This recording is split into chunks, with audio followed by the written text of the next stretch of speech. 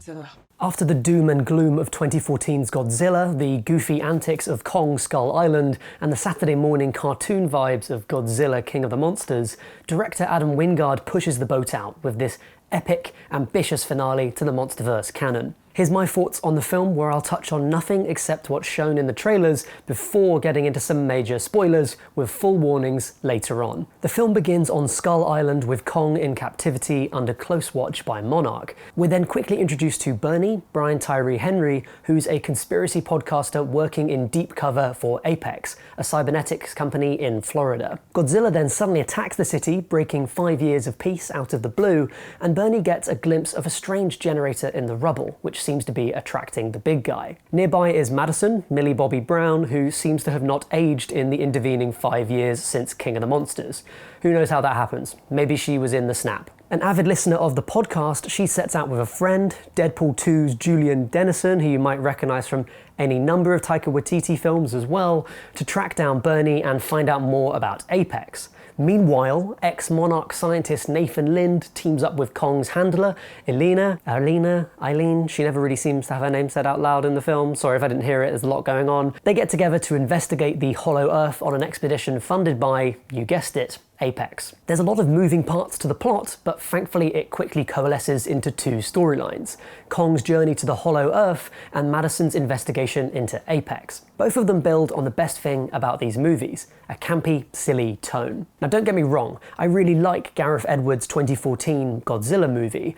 I think it's a perfect take on the shuddering terror of a kaiju, Godzilla as a natural disaster, you know, in line with the original 1954 film.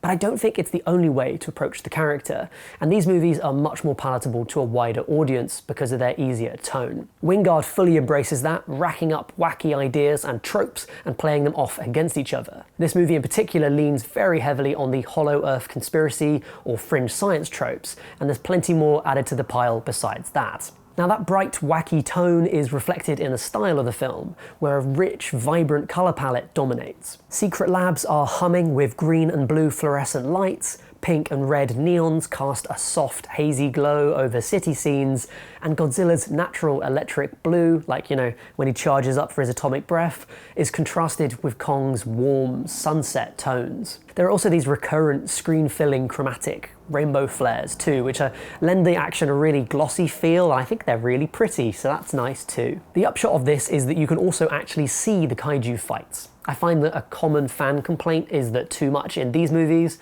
as well as in the Pacific Rim films, takes place in these dark, rainy scenes where there's lots of particles obscuring the action. Well, there's some of that, to be sure, here, but there's also plenty of big monster fighting in broad daylight. So don't worry, you'll get to see everyone in good detail. And about that, on the subject of big monster fighting. One of my favourite things about kaiju films in the age of computer-generated imagery is that we can finally get some proper street-level views of the chaos these big guys create. It's a perspective that I think only really CGI can actually capture.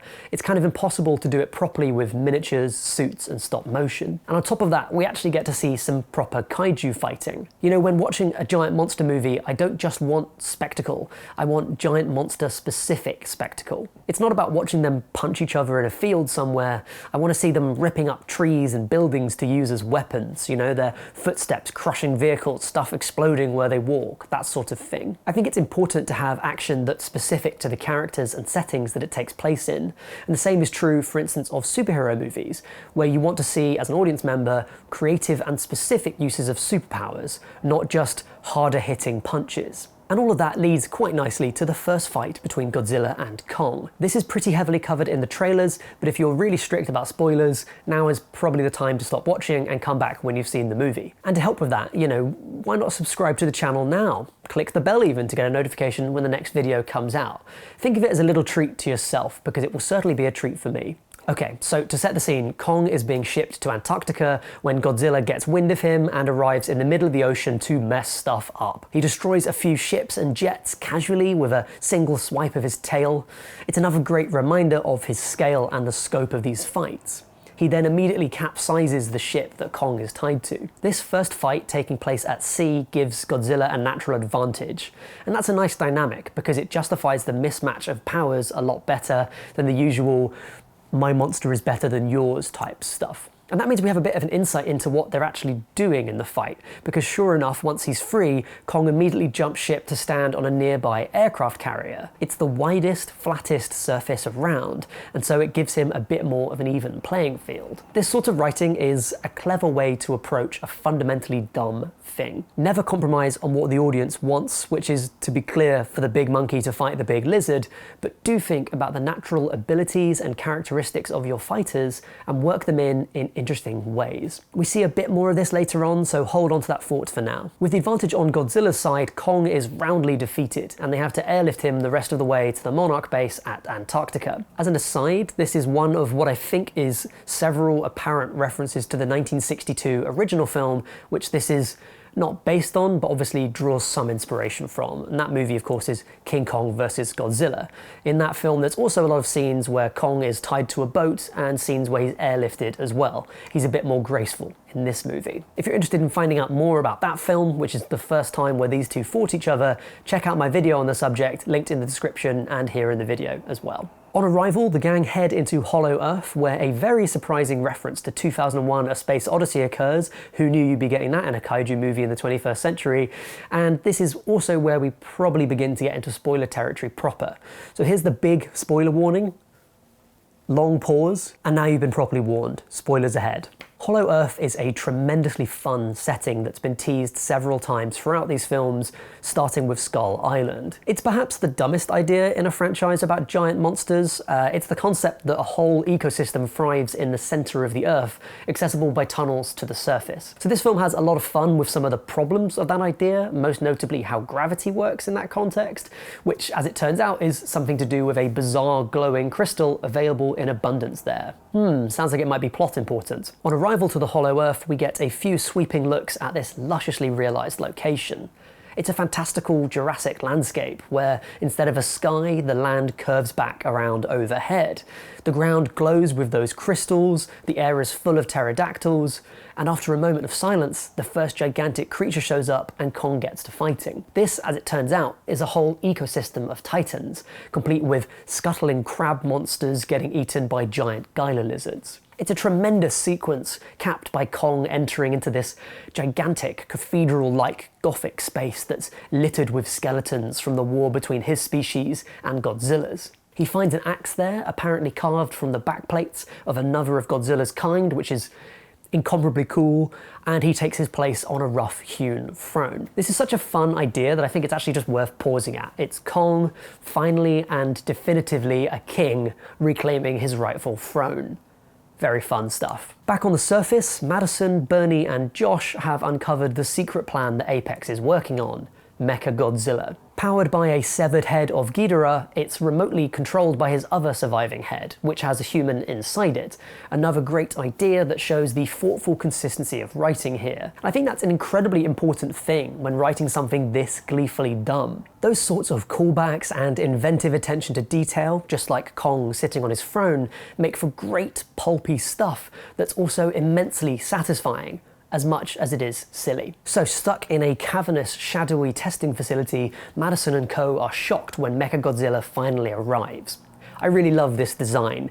He's pleasingly blocky, covered in these kind of sci-fi gewgaws and doodads, but he's also somewhat skeletal.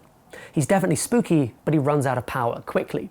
As it turns out, they need those plot crystals from Hollow Earth. Who'da thunk it? All of this builds to yet another Godzilla vs. Kong fight, this time in the extravagantly neon-lit Hong Kong, which of course turns into a freeway brawl between them and Mechagodzilla. I'd rather not recap the whole thing, but it's worth noting again that Wingard and co think carefully about the details on this fight, so that the spectacle feels a bit more justified. On firm ground and with a weapon, because yay, opposable thumbs, Kong is more of a threat to Godzilla here, and he nimbly dodges behind and also climbs skyscrapers, which means he's using his natural agility to his advantage. It's not the most clever stuff in the world, it's not going to shake the foundations of storytelling, but it's basic justification for why the fights go differently, and a lot more consistent than the 1962 movie's original arsepull, where King Kong gets lightning powers in the third act, apparently out of nowhere. As I said before, I think this is a really important thing in blockbuster writing.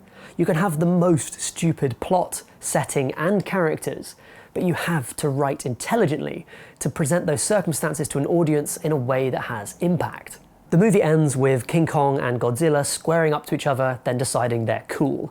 Brothers in arms. I love it. I'm a sucker for that stuff. As much as the Monsterverse pays lip service to this grand overarching plan, a design that links all of the films together, the real idea behind it is just to have big monkey fight big lizard. And that's clear right from the opening title sequence, where the fights in previous movies are displayed in a sort of tournament bracket style, leading up to this matchup between Godzilla and Kong. Those apparently epic and intricate plot designs are really kind of self-effacing in that respect. They're just window dressing to build up exactly why it's so important to have these big guys hit each other. It's definitely possible to have this work alongside actual human drama. Again, Gareth Edwards' 2014 Godzilla film certainly manages that, but it's absolutely not necessary. It's a sort of storytelling device, I think, a double meaning that will be familiar to fans of wrestling or superhero comics, where convoluted continuity and huge character conflicts are similarly just in service of the fights, more present for their own hype than any ultimate payoff. So yes, as you might expect from the title, Godzilla vs. Kong is a big, dumb action movie. But it also displays the canniest sort of blockbuster filmmaking, giving an audience exactly what they want while fashioning intelligible motivations and ideas around it with a healthy helping of visual panache. And hey, it's big monkey fights big lizard. What's not to love? That's it on Godzilla vs. Kong, but I'd love to hear your thoughts in the comments below. Too much crash bang, not enough human drama? Missing Mothra? Let's have a chat about it. And hey, if you're interested in hearing more on films, then check out the Indietrix podcast, available wherever you listen to your podcasts. Links are in the description. Have a good one, and bye for now.